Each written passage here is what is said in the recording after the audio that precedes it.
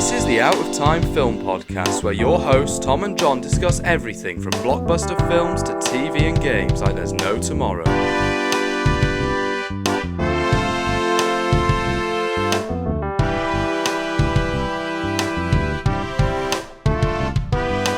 Hello and welcome to the Out of Time Film Podcast. I'm Tom. I'm John. And this week we're talking about Agatha All Along. Pineapple. Agatha All Along. Don't sing the song. Good old WandaVision. We talked about WandaVision a couple of years ago. 3.5 years ago, I think. 3.5. That's very odd. It was a brand new era of Marvel shows that we're getting into, and WandaVision. We didn't like the show as many people did, but I'm glad people found enjoyment out of that show. I was very disappointed that the show wrapped up on a very strange note, and now we've gotten to a spin-off of a spin-off called Agatha All Along, which is the villain of WandaVision. And I gotta say, at first I was very skeptical of why we getting a show personally that I thought wasn't a really good villain. It's weird because, I agree. I will say that WandaVision is better on a rewatch for me. I did rewatch it before Multiverse of Madness, and I was like, you know what? This is actually a little bit better than I gave it credit for. However, I think the worst part of that show was, for me, Agatha. I just didn't like that reveal. I didn't like what that did to the themes of the show, to Wanda's character arc, and it just kind of became two people shooting lasers at each other. That's not a new take or anything like that, but it's definitely, that's what it was by the end of it. So if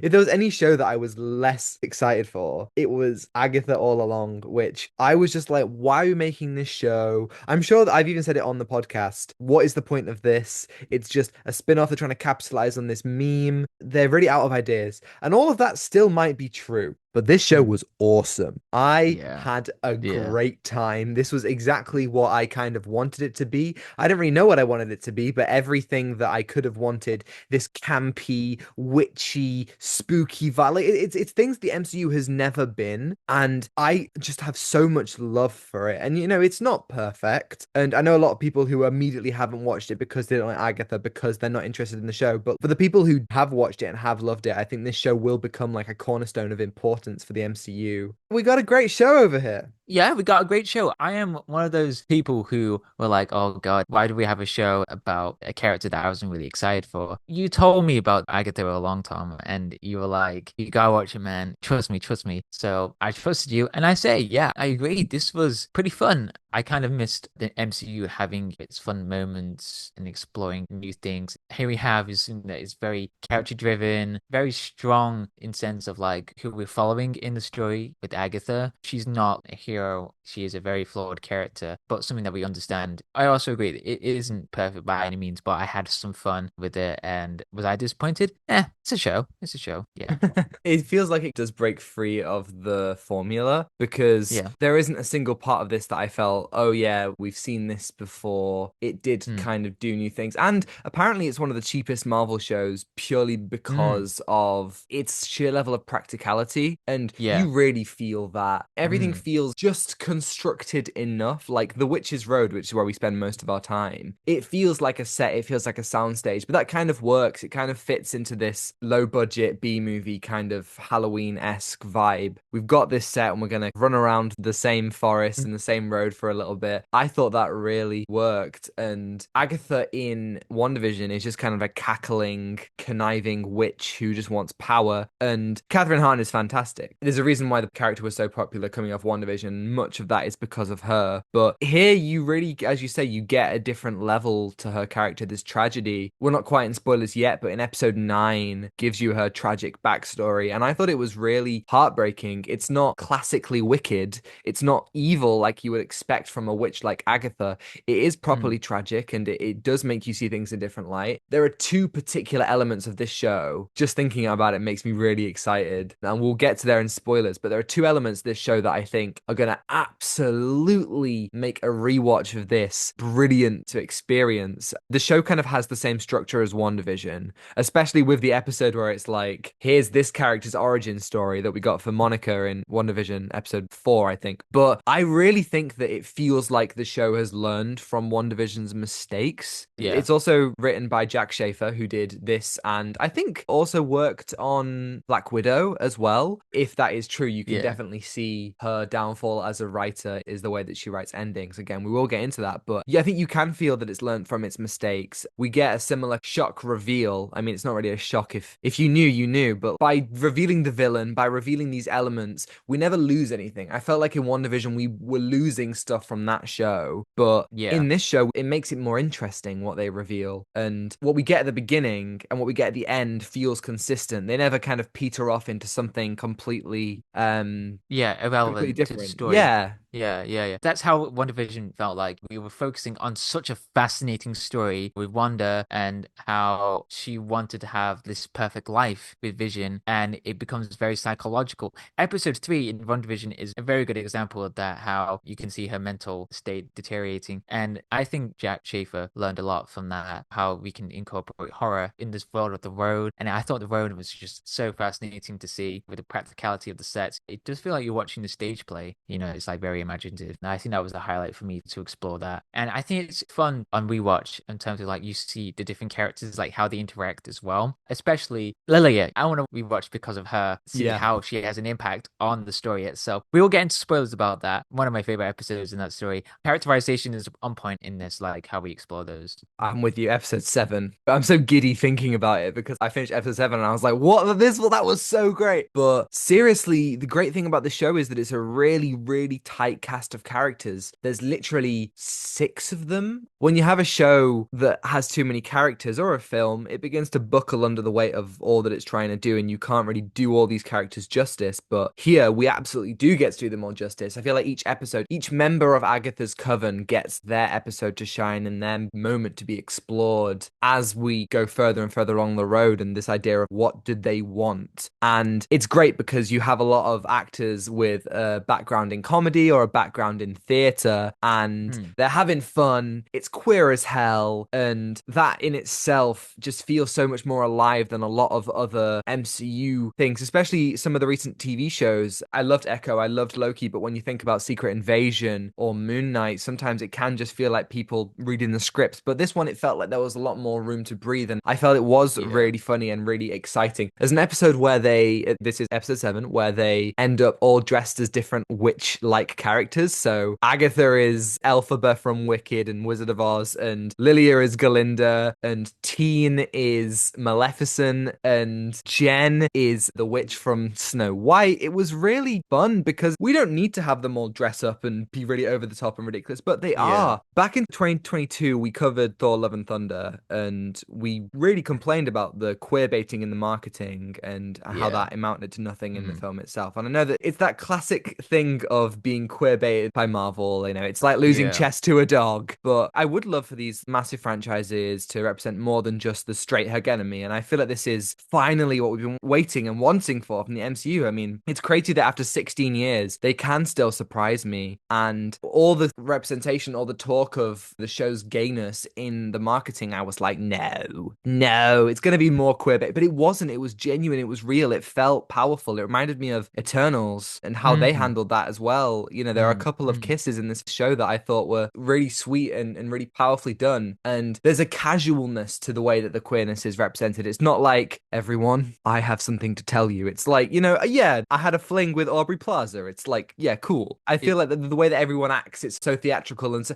this show is made for the gays. And I loved it. Yeah. I loved it. Yeah, I loved it as well. You know, you get to see actors just having fun, really. What makes this show so real is they want to have fun with it. Like Teen, for example, he's got a boyfriend and they played it so casual. I feel like that's a really good way to like understand them. And it's really wholesome as well. And there was a line, if you want straight answers, ask a straight lady. And it's like those lines as well from Kathryn Hahn. So yeah, the show reflects about how to go on this road, you need to explore yourself, you know, like who you are, and you've got to make the road. There's some spoilers as well. But anyway, that was a nice way to understand characters. Like, hell yeah, we're having fun. Yeah, it was, especially after Agatha kind of became a bit of a queer icon after WandaVision. They could have very easily really been like, oh yeah, never mind. Boy, if I had a Yeah. penny for every time that happened in some sort of franchise where these people are like, oh, so you're gay, right? And the next movie, it's like, and here's their very straight relationship. It's constantly frustrating, but this show doesn't fall into that. And just based on that alone, I had so much love for the show. But the fact that it went beyond that, and the fact that it was genuinely great and genuinely emotional and had some brilliant set pieces. We have 9 episodes to play with. It's not trapped in 6 episodes or less. It was a really nice number, and each episode you get to have a different set piece, a different element to explore, and that was already great. But as I said, it's not perfect. I think the one thing that I can get into about my criticisms that isn't spoilery is I just think that pretty much everything that came out of Teen's mouth is the worst. It's that classic issue. Yeah, it's very insufferable, kind of ruins some key moments in the story. However, after a particular point in the story, the dialogue becomes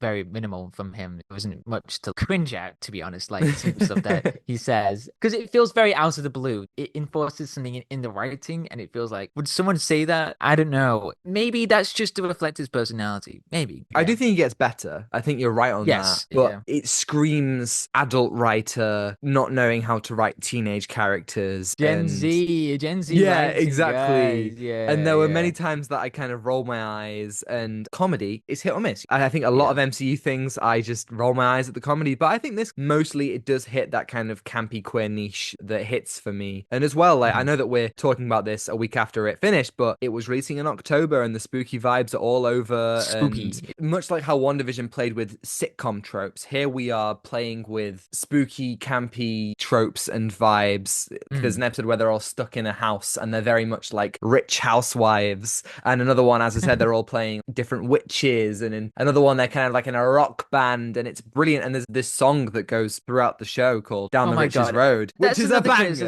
a banger. It's a banger. It is a banger. But the thing is, though, it comes up every time in the story. And I'm like, okay, I get it. But they play the full song every time it's played. And it's like, down, the witch's... I get it. I get it. That's because you were binging it. That's your problem. Okay.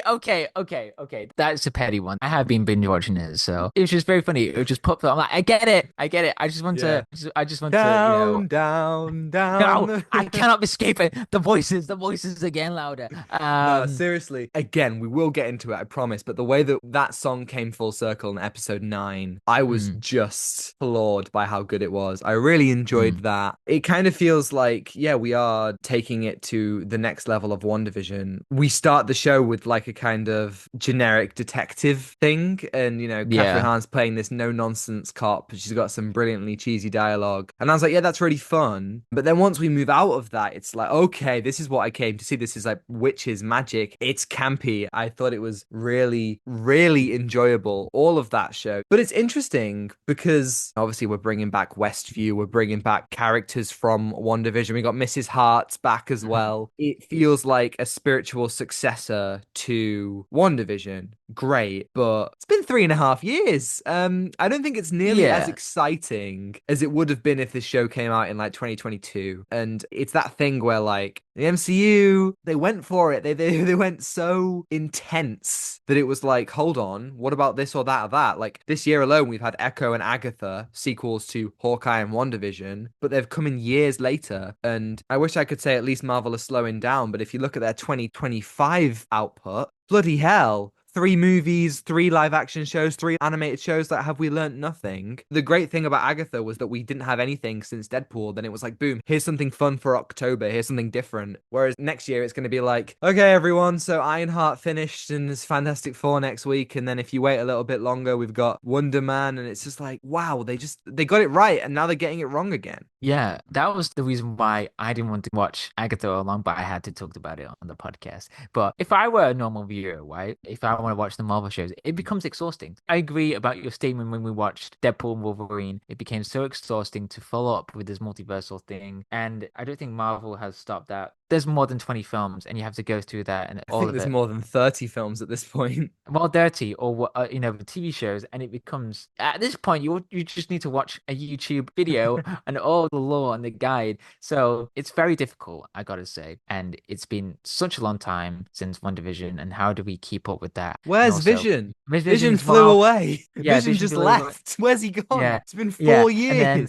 all different storylines as well with like the Marvels. That was linked up by One Division as well with Monica. It's so frustrating when you hear all the other projects and like, oh God, how much do we need to know? Like, why do we need more? Yeah, Just wait, because next year I'm gonna make you watch all of the original Daredevil series before Born Again, so we can do it on the podcast, I which is a can't great argue. thing to do. That's gonna take a long time. I can't argue on that because I have watched Great show. a few episodes in that, but I got caught up by other things to watch and other things to read and other things to play There's too many games on. bloody things. But I would genuinely say that this is the MCU's most consistent year since Endgame. And that is only because there's been 3 things. If there was more, I'm sure this year would also begin to become less exciting. But I loved Echo. I loved Agatha. I thought Deadpool was fine, but like none of them have been terrible. None of them have been amazing, but they've all been fun in their own ways. And a lot of people disagree on that, and that's fine. But it has been valuable to have a year where we've had less on. And so for them to kind of go straight back next year is like, it's a complete misunderstanding of a lot of stuff. But let's talk about spoilers. The natural progression of the road was just fascinating because it reminded of Dante's Circle of Hell, like how we progressed through the story. But in terms of the road, I think the road is a fantastic symbolism for the rest of the characters as well. For Agatha, because the road never existed until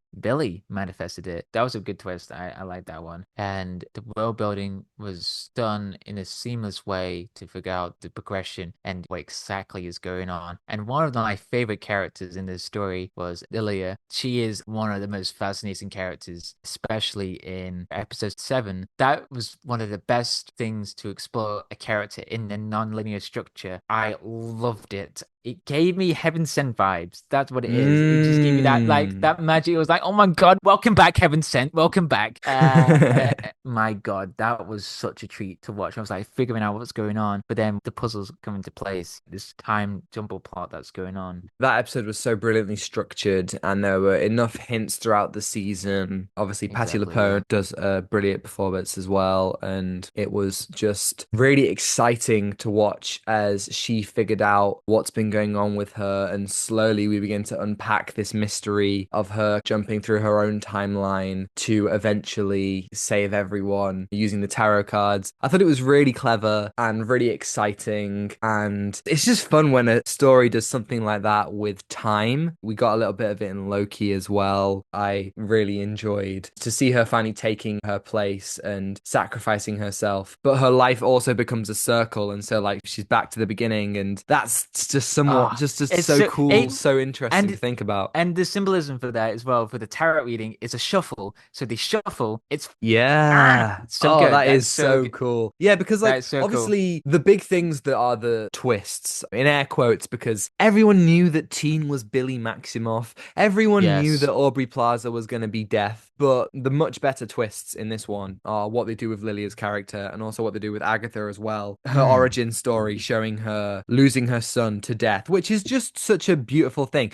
Death isn't really a villain. She's just like, I'm Death and I need to collect, and that's just how it works. Agatha loses her son purely because her son should have died in childbirth, and she's like, I want more time, just please give me more time. She made a deal with Death, basically. That to me is so fascinating. I love the idea that death is just natural, and that's what this show is just kind of like, yeah, death kind of has to happen. There's a moment where Billy is like, oh, did I kill the witches? And Agatha's like, 110, like, I would have killed them anyway. And it's this idea of once you introduce death into this world as a physical manifestation, we begin to think, does that mean that death can be cheated and stuff? But no, death is always there. I love that idea, and the way that they show Agatha throughout the years. We have this montage where they're singing The Witch's Road again, John's favorite song, and they every time her and her covens are wearing different outfits, we kind of see some of like the 1800s, and then like the 30s, the 40s, and then kind of like early 2000s, and then eventually with the coven that we see in this show, you see the moment at the beginning of the show where she says, oh, well, you guys aren't a bunch of of witches, and then the floor opens. And it's brilliant because it recontextualizes everything. The whole time is a question of, is Agatha a good person or a bad person?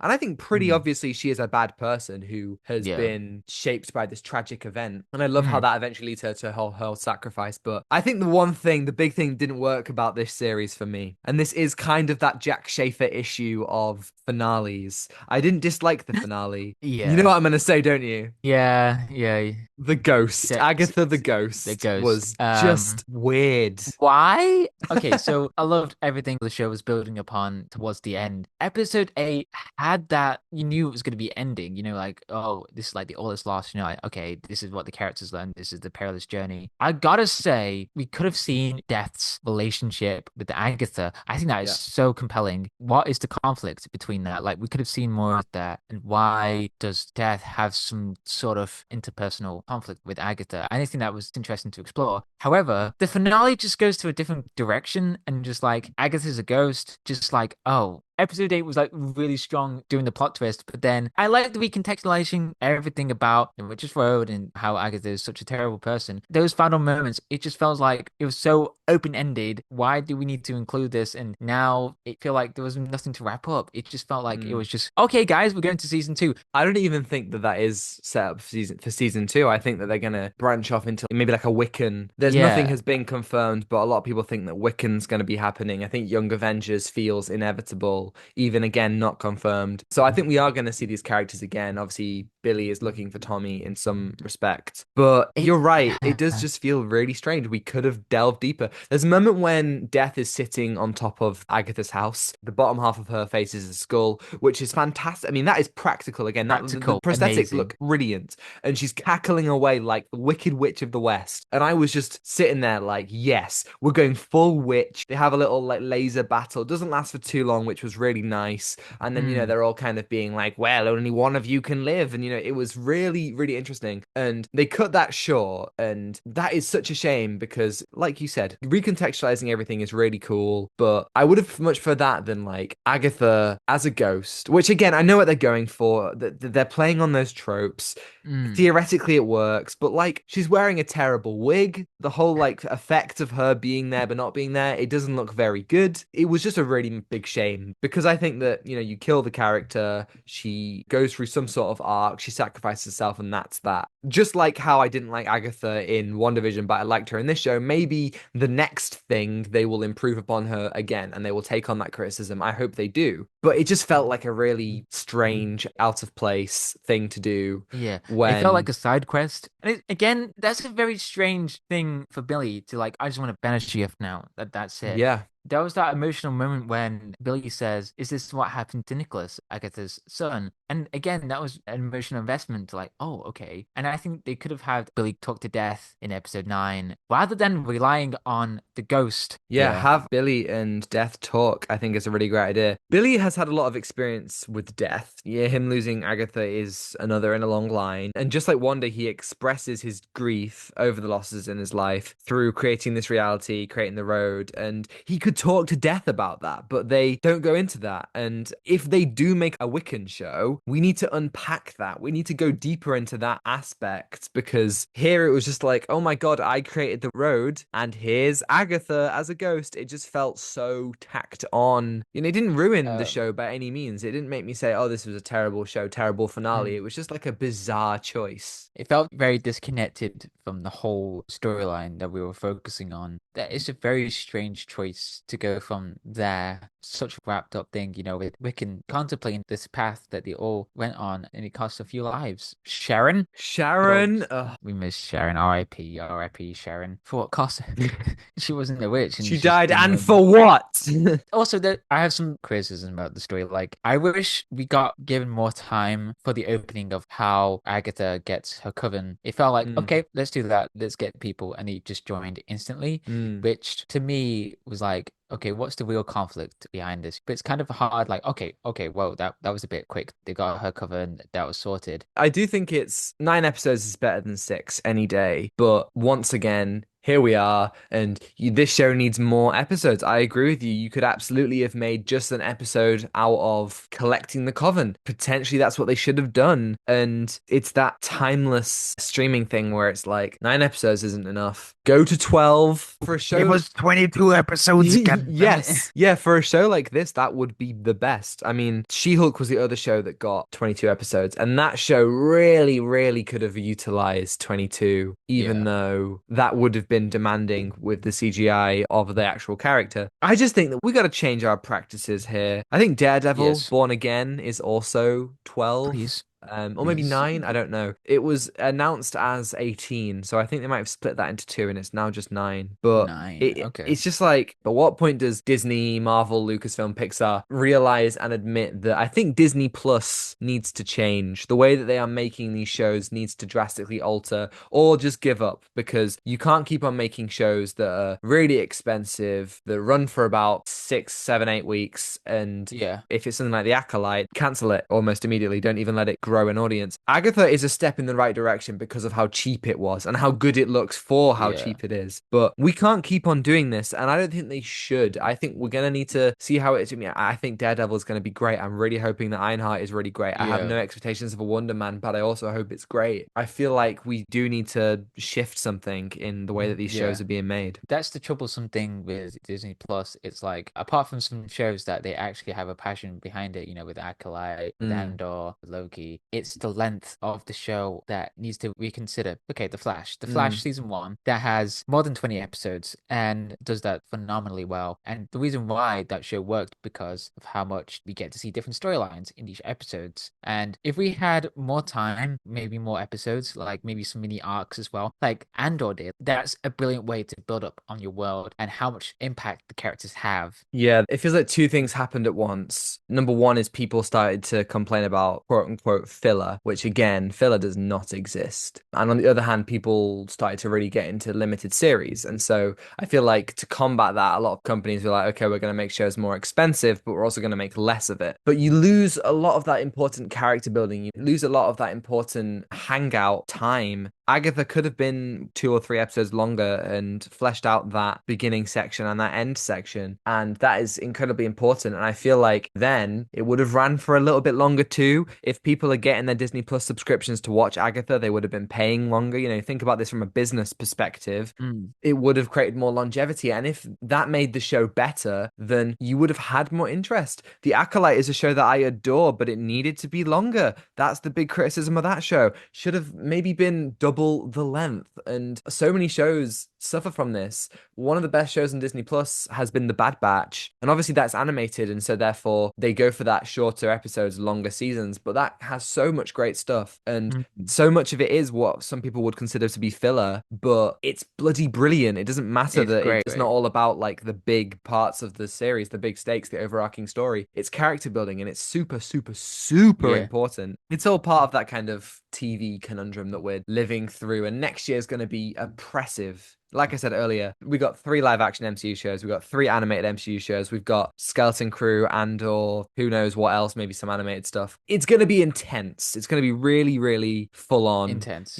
But at the same time, I think we're hopefully experiencing the last elements of that first wave of Disney Plus shows. And now maybe, hopefully, they will change their practices. Yeah, they need to reconsider a lot of things. Okay, so Agatha All Along, what are you going to give it out of 10? I'm going to give it a 7. Nice, yeah. I'm going to give it an 8. We kind of messed up on the Zoom call so far. We just think I think things are still lagging out, but it's fine. It gives the video character. Yes. The non-linear thing. Imagine there's like a podcast that does like a non-linear thing to tell stories. Oh my god, wait, say something really quirky now. Pineapple. Pineapple. I'm going to put that at the beginning of the video, and then at the end of the video we come full circle, and it's just oh my god, pineapple. subtle foreshadowing. Thank you everybody for listening. If you're listening on YouTube and you enjoyed it, you can like and subscribe if you want to see more. And if you're listening on Spotify or Apple, you can follow it and give us a 5-star review if you think we're worthy. And next week, John, the video will echo in eternity. It's Gladiator 2. Oh my god. I don't know what to expect. Yes, you can follow us on Instagram at Out of Time Film Pod to see our incredible thumbnails from Zain Afzal, on Twitter for more thoughts from Tom